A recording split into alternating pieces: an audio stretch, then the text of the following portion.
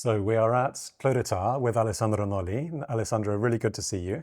Me too. We've just tasted the 2023 vintage, which is fantastic, and we've been hearing about the growing season. We just wanted a very brief few words on the season, please. Oh, well, the season 23 started at the beginning of the campaign. It was quite warm. That's why we had a very early bad burst, April 12, which was more or less to compare to another millésime 1 week before to 2022. So you can see how early was the cycle of the vines. And then it has been very warm all along the spring until end of June. That's why we had a floraison very early, a quick one.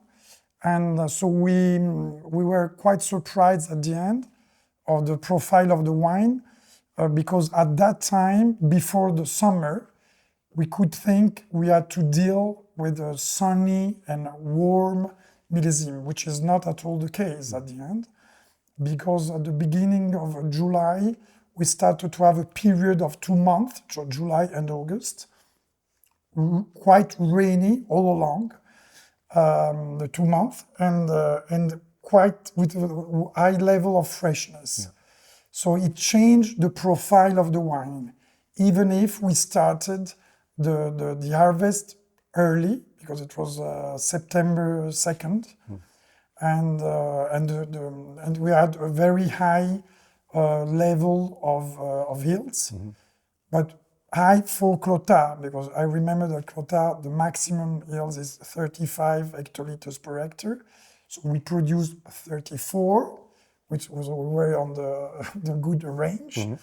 And so that's why we had to harvest for 8 days at the beginning of September.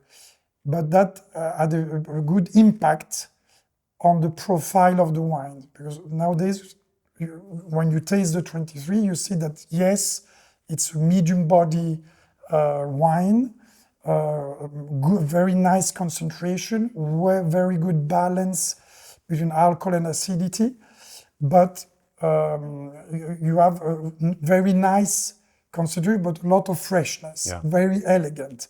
So you're not on a classic warm and sunny, concentrated, powerful millésime like could be, for example, 2020 or 2022. We are a very nice, elegant profile coming over the concentration that's still there and bake the elegance. Yes. It's so interesting to have these two very high quality vintages, 22 and 23, back to back, but they are so different in character. Completely different. And yes, that's the signature of the millésime. Yeah.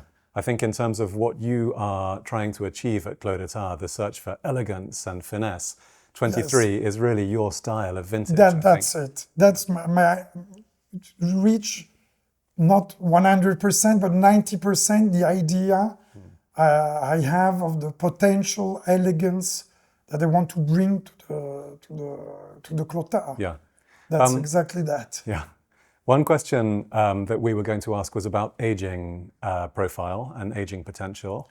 Obviously, with a vintage where there is a lot of natural concentration, people are going to assume that this will live for a long time into the future. Clos de Tart obviously does have the ability to age wonderfully.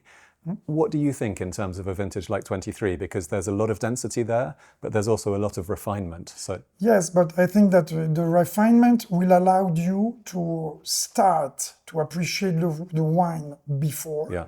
Now, you don't need to wait 20 years to have a good pleasure by drinking the wine. But of course, 34 hectoliters, once again, still a very low yield. So you have the concentration, even on 23, even with this very elegant profile, to age at least a couple of decades. Yeah. That for sure. Yeah, definitely. I agree. Good. Alessandro, thank you for talking to us. You're welcome. Always good to see you. With pleasure. Me too.